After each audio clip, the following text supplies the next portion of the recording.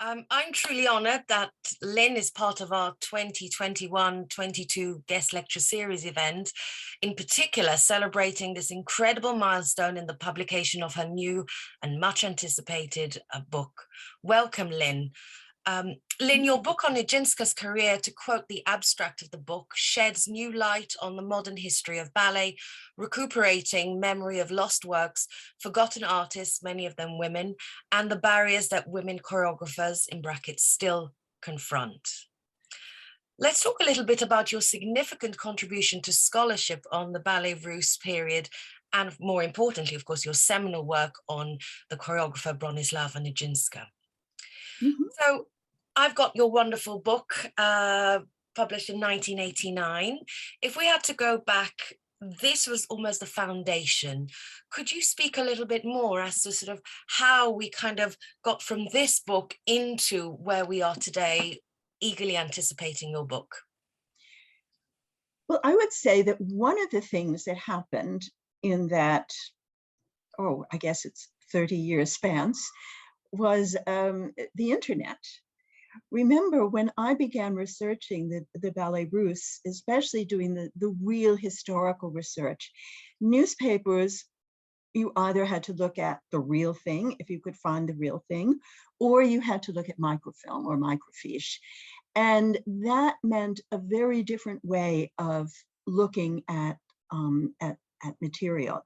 Whereas for the Nijinska book, the internet had exploded. For instance, I was able to look at perhaps 10 different publications that had reviews of some of Nijinska's works during the 1920s, because Gallica, which is the online platform for the National Library of France, had digitized so much of this material from the interwar period. It was fantastic. This created many different greater possibilities and much greater, the possibility of far greater precision, and a field of opinion, a field of reception that was far broader than the field of reception that I was relying on for the Diaghilev book. This is not to say I didn't do newspaper research, because I did, but it was necessarily more limited because of the technology. Another thing, of course, is that we had begun, there's a great deal more that is known about Diaghilev himself. I think Shen Shagan's book, his biography of Diaghilev, was extremely important because it called on Russian sources, which were totally unknown, to shed light on the man, his psychological complexity, also on his relationship with Nijinsky, his homosexuality. This was something that had never been dealt with quite as openly and almost nonchalantly, and with such good evidence as we had had before. Although certainly Richard Buckle was quite sophisticated in this way and was able to convey all kinds of things. Nevertheless, Shagan was able to really deal with the man's Russian life, which was, after all, extraordinarily important. And he didn't really begin working in the West until he was well into his 30s. Wow. Absolutely. And I feel in a way, if we delved into this book just a little bit further, because there's one chapter titled The 20s, which almost feels like the precursor for the book. And you go into detail on 4 of the ballets created by Nijinska: Revival of Sleeping Beauty, Les Noces, Les Biches, Le Train Bleu, and Romeo and Juliet for Liffard and Cassavina in 1926. How did your research on these particular sort of ballets evolve from Diaghilev's Ballet Russe into your forthcoming publication? Well, first of all, there's a lot more material around. As you'll see when I do my little talk about Train Bleu, I was able to access a great deal more information than I was able to before, where I was relying essentially on the Cocteau, a little bit of Dolan, and Boris Kokno sources. Another thing that was interesting is that a lot of the Russian material has come to light. For instance, a score was located for the sleeping princess, and it was analyzed by a musicologist. So this made it much clearer what Nijinska had done, what was changed. And we know that there were new fairy tales that were added and old ones were taken out, but we didn't really know how much was cut, the repeats that were cut, and how, in a certain sense, the work that Nijinska, Diaghilev, and Sergeyev cobbled together was in fact more dance, had a richer concentration of dance than the older Russian Sleeping Beauty that they had used as their original model. Also with Les Noces, I was really able to get into the politics of it. I had become far more aware of Russia abroad. I mean, I knew there were émigrés in the Diaghilev book. I talk about émigrés, and I had run into them in terms of discussing reception, but I didn't, but all the research that's gone on about Russia abroad, the many books that have dealt with some aspect of the émigré experience, the émigré populations, the role of émigrés in politics in Western Europe, and also in the arts and in literature in particular. All of this was new. So that was some of the material that I was accessing, the Russia abroad material, into my work. And this was extremely important in seeing, I think, the larger parameters of Sleeping Princess, because while we focus on it in London, because of course that's where it was first produced, in fact, in many ways it was conceived by Diaghilev with Paris in mind, and that created something quite different. Wonderful. Well, I have one last question before we move on to your presentation. And of course, the last 2 decades, or at least possibly even 3, have been colored by so many of your projects, books, exhibitions on Jerome, Robbins, Arthur Mitchell, and so on and so on.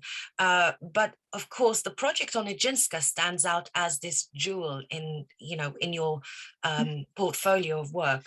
Why did you pursue this project? Oh, it started so long ago, my interest in Nijinska. I remember standing at a bus stop on Lexington Avenue in New York with Nancy Baer when she began telling me about the Nijinska exhibition that she was going to be doing.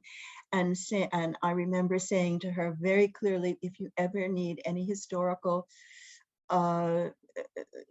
research or historical background, please call on me, as she did, because I went over much of the text for her, as did Joan Acocella. So there's, that interest in her, and then seeing the works as they began to be produced, especially Les Noces and Les Biches during the 1910s, and the publication of early memoirs, which I believe was a wonderful book, even though I later discovered that much of it was cobbled together and not 100% Bronislava Nijinska, but a little bit more of her editors and a little less of Nijinska herself. But nevertheless, that was, for me, an eye-opening book, telling me how much there remained to be learned, telling me about an experience of ballet in Russia that went beyond, far, far beyond the Mariinsky and the Bolshoi, in other words, the 2 principal companies in Russia. And then I think finally to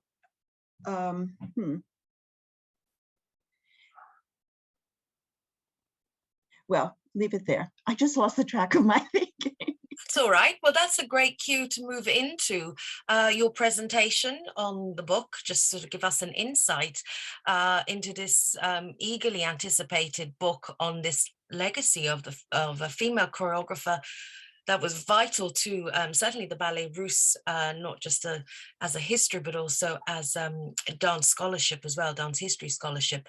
So I'm going to hand over to you, Lynn, for the next 20 minutes. Okay. So could we have the first slide? The blue train itself. I've titled this paper, which is based, of course, on my chapter, which is much longer, The Traumatic Birth of Le Train Bleu.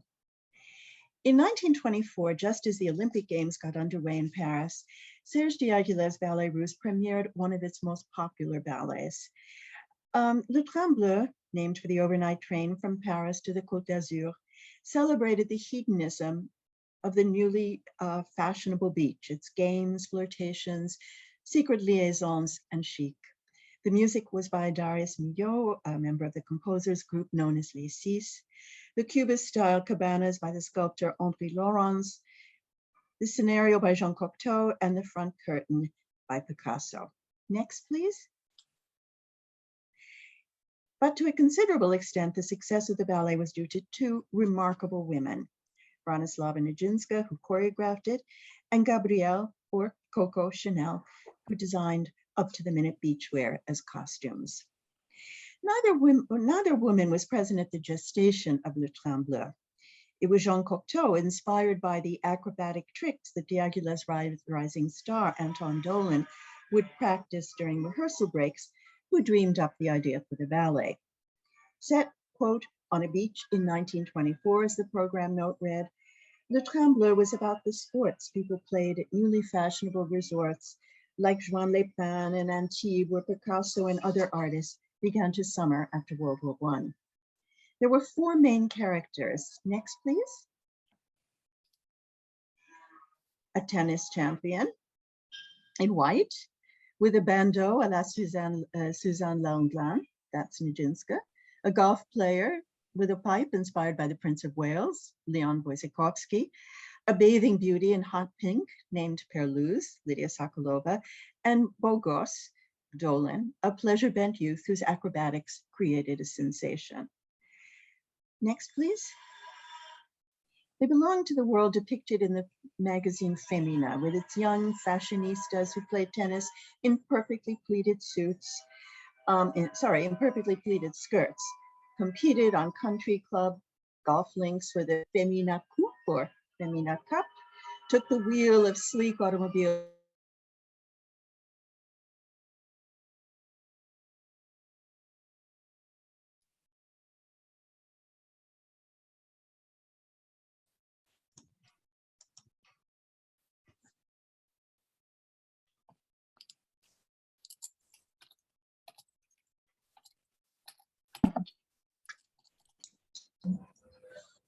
Lynn, I don't know if you can hear me, but I've lost your audio.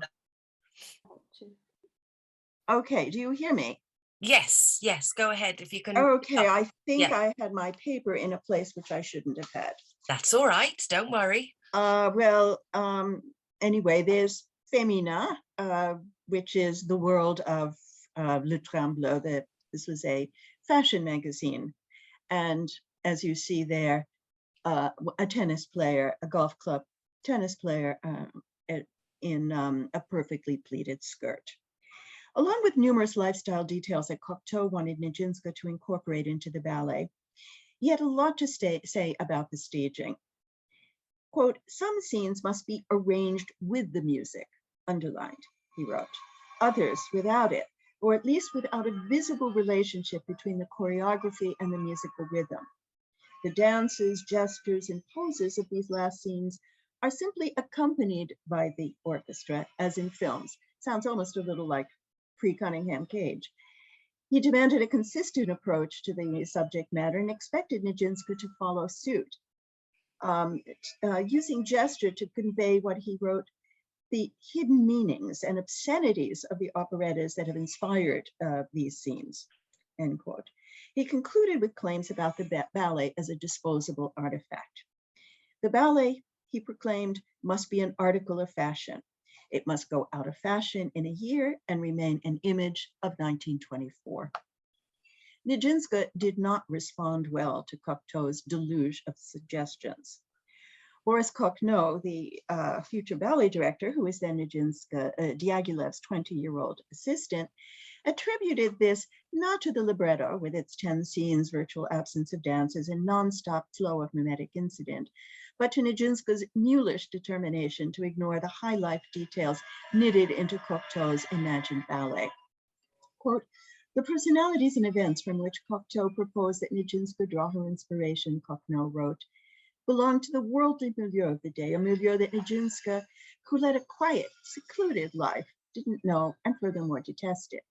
She did not speak French and so could not explain herself to Cocteau or get him to accept her ideas. Although Diaghilev used to intervene, acting as interpreter and mediator, their relations from the outset were tense, if not hostile. Next, please. Thank you. Oh, I forgot to give you the cue for, that's Boris Gluck. No, let's go to the next one. Yeah. In fact, Nijinska's life was far from quiet and secluded. From 9 a.m., when company class began, until 11 p.m., when evening performances or rehearsals ended, she was surrounded by people, dancers, accompanists, rehearsal masters, company administrators, all of whom conducted their business in Russian. This was the professional world of the Ballet Russe, the dancers' world, one to which Cocteau did not belong, even if he occasionally fraternized with some of its artists. Cocteau didn't belong to that world either, but Diaghilev was making a place for him there and increasingly allowing him to throw his weight around. Although Monte Carlo's Grand Opera season was in full swing, Nijinska left for Paris in mid-February, almost certainly to confer with Cocteau and possibly also with Milieu. Although none of the composer's published writers mention her in any capacity, even as choreographer. The meetings with Cocteau did not go well. Quote, I do not insist that my name appear on the program as director, he wrote to Diaghilev in late February, but I do insist on being listened to, end quote. Some kind of compromise must have been reached. At Dolen's insistence, Nijinska, accompanied by Diaghilev, went to see the acrobatic Adagio team of Marjorie Morris and Georges Fontana at the Metropole Hotel in Monte Carlo. Nijinska was impressed by their routine, and the waltz in Le Train Bleu, according to Dolen, was to, quote, a great extent inspired by those beautiful dancers. Next, please.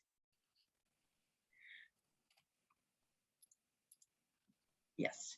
Rehearsals for Le Train Bleu, subtitled in Operette Dansée, or Danced Operetta, began in earnest in Barcelona, where the company opened in mid-April.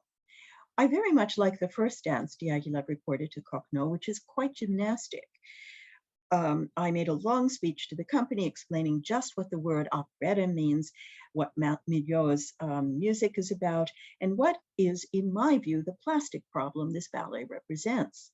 I was listened to with devout attention. I think everything will be all right and hope that this ballet will be a true expression of ourselves, end quote. All went well until the company reached Paris.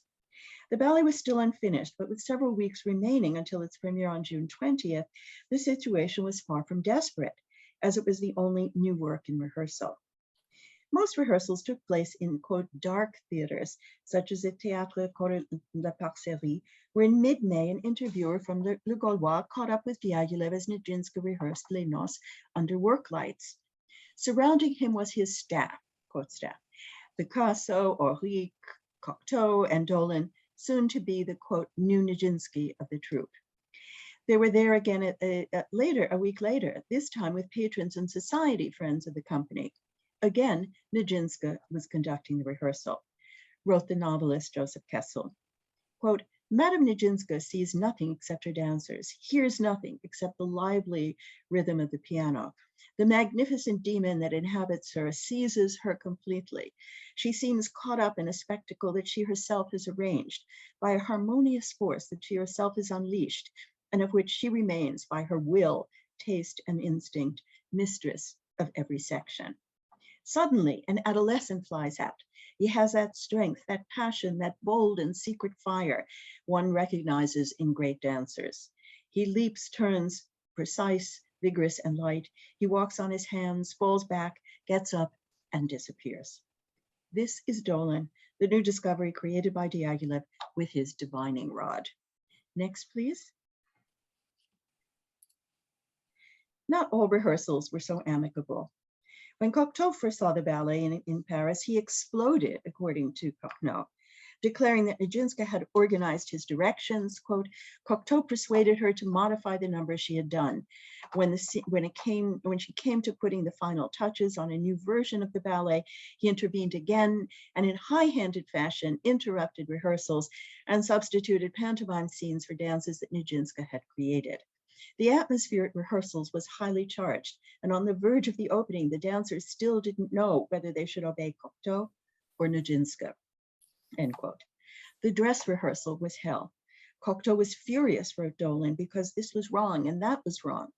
Nijinska cried, Dolin cried, and in the remaining hours before the curtain went up, much of the choreography was changed. Next, please.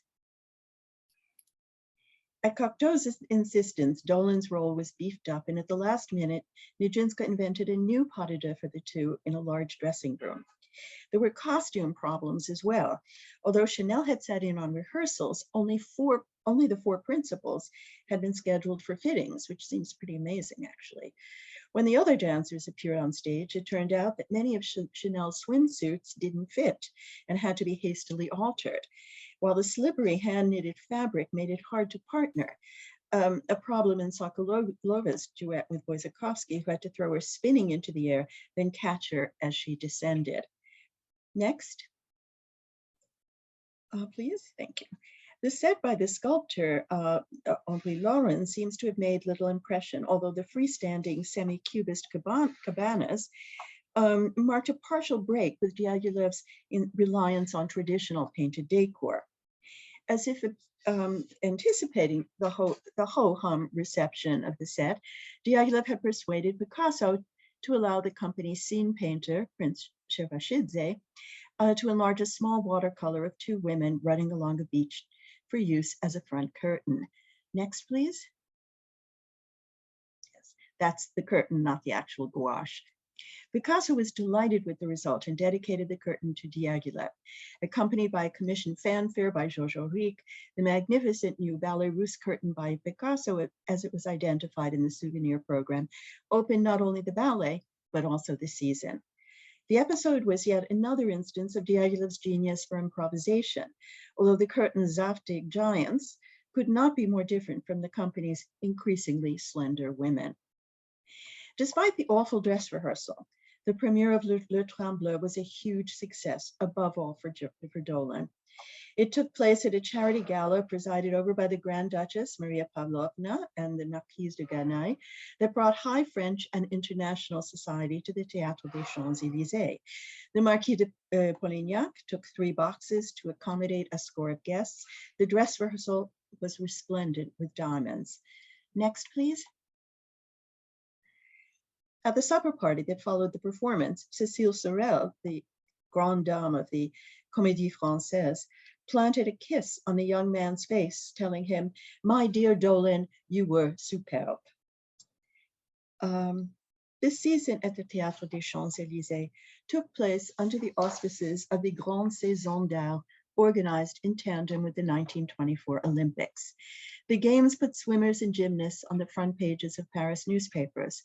It was the perfect background for Le Train Bleu, just as the Théâtre des Champs-Élysées, which the Ballet Russe had helped to launch in 1913 with the premiere of the Rite of Spring, but to which it had never returned, was viewed by many as its, quote, true setting. Quote, "I left the Ballet Russe once again dazzled," wrote Barnard College in Les Nouvelles Littéraires. "I know that Les Biches has already been given this winter in Monte Carlo and that Les Noces was performed for us by last year, but it was the whole of the evening that seemed to produce an incomparable feast." Next, please. Compared to Diaghilev's 1923 season, dominated by the premiere of Les Noces, the press was divided, not about the continued vitality of the Ballet Russe and its singularly gifted animateur, but about what one critic called the increasingly mythic group Les Six, 3 of whose members, Auric, Francis Poulenc, and Guillot, wrote music for the season's new works. Despite its success, Le Train Bleu also proved controversial. On the one hand, it was fun, lively, a modern operetta with quote, easily digestible rhythms and melodies. a sketch full of gaiety and the, quote, physical joy of a troupe of bathers at the seaside. On the other hand, Cocteau's scenario, even if it displayed style and invention, was taken to task for what some critics perceived as its banality. One disgruntled observer called Migaud's score music in pajamas, drawing attention to the latest fashion in resort wear, with the papa of circus music, highlighting the ballet's combination of snobbery and slumming in the domain of circus, music hall, and café-concert. This surrender to the popular, albeit within a setting of privilege, was strongly criticized by André Levinson in the theatrical newspaper Commedia.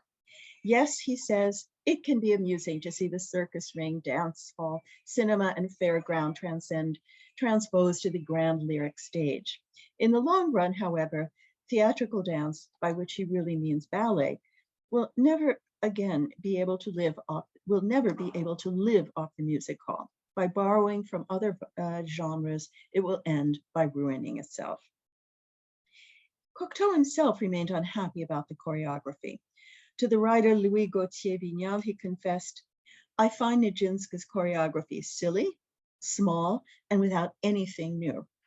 Yet numerous reviews speak knowledgeably and highly of her contribution, not only to Le Train Bleu, but to all the ballets presented that season. Boris de Schletzer in La Nouvelle Revue Française observed about her, quote, method. In Les Biches, as well as in Les Fâcheux, she seeks to reform the so-called classical dance, now by introducing certain attitudes and movements characteristic of modern dances, now by assimilating descriptive and expressive gestures into its texture. Almost always, she succeeds in melding these diverse elements. But even if she gets it wrong, the path she takes seems so fruitful that we owe it to ourselves to support with all our sympathy the efforts and researches of this artist. Indeed, her choreography for Le Train Bleu won praise even when the choreography was found, the libretto was found wanting. Madame Nijinska's choreography is so ingenious, so varied, wrote Louis Schneider in Le Gaulois, that this ballet becomes something lively, young, fresh, and very agreeable. Figaro's veteran critic, Robert Broussel, summed up her achievement. Quote, choreography of the very highest value dominates the whole of the performance. Honors go to Madame Nijinska, whose talent I have never seen more fertile than in Le Train Bleu. Only Fernand Divoire seems to have had an inkling of what went on backstage. He noted that the ballet was different from what Cocteau had conceived. He wanted, quote, 2-minute tableau independent of the music, like cinema visions. He did not want the music to be danced in order to impose his own personality on the dance, hinting at the frustration Cocteau must have felt because he lacked the tools of a choreographer. He noted Divoire found Le Train Bleu amusing and, quote, remarkably well danced. He noted, too, groups and figures where, quote, Nijinska finally had a little freedom, especially a great turning wheel formed by all the dancers. Since Divoire had interviewed Nijinska in the past, it is quite possible that the information about Cocteau's intentions came directly from her. Next, please. Yes. On July 2nd, a few days after the Champs-Élysées season ended, Diaghilev met with the company for a pre-holiday pep talk. Soldiers, he told them, I am pleased with you. Then he shared his plans for the coming year, a tour of Austria and Czechoslovakia in the fall, 5 months in Monte Carlo, a season in London, followed by one in Paris, where as always he would present his new works. Among them was a ballet by York, and another by an unnamed Russian composer who was only 20. This was Vladimir Dukelsky or Vernon Duke. Addresses were exchanged and everyone left for a well-earned rest. Nijinska and Chanel never worked together again. Within 7 months of the premiere of Le Train Bleu, the choreographer, still smarting from the trauma of that less than happy collaboration, left the Ballet Russe, and she never again worked with Cocteau. Thank you very much. Thank you, Lynn, so much for that.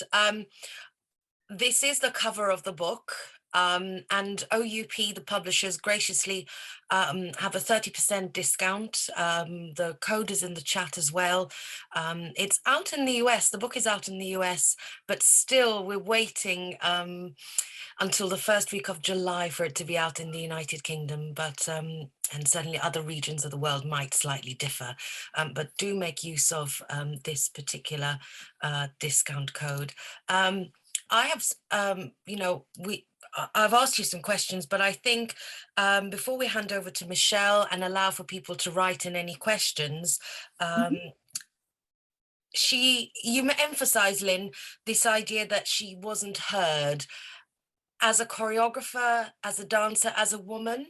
Maybe you could sort of go in a little bit more into, you know, this perpetual thing of women being heard, women as choreographers being or not being heard. I think, first of all, the problem was that she was a choreographer, and Cocteau was a would-be choreographer, someone who was intensely interested in movement, in gesticulation, in grand gesticulation, but was not someone with the dance training, with the vocabulary, and with the understanding of dance movement, who would be able to choreograph a ballet. So I think there was, first of all, that tension between the two. Another problem was that she was shut out from Diaghilev's circle. She was there when it was professionally, but Cocteau was not a pal of hers. She also felt he was a 20-year-old throwing himself around with no professional experience of the theater. This, of course, would change later when he became, in the post-World War II period, with the Ballet des Champs-Élysées and other things. But at this point, he's 20 years old, fresh from, almost fresh from the Soviet Union, from an emigre. And finally, the Diaghilev circle was pretty much an all-male circle, and she was, in a sense, allowed because she was the choreographer. She was perhaps tolerated a little bit more because she was Nijinska's sister. We must always forget that that's a plus, even though in many respects it's also a minus. And because she had a special relationship with Diaghilev. They did occasionally talk about more personal things. So again, because of her brother, but also because Diaghilev knew her mother. He knew her from the time they were very, very young, from 1908, 1909. So there was a close relationship that that Cocteau certainly didn't enjoy. And it was a Russian relationship, which Cocteau didn't enjoy.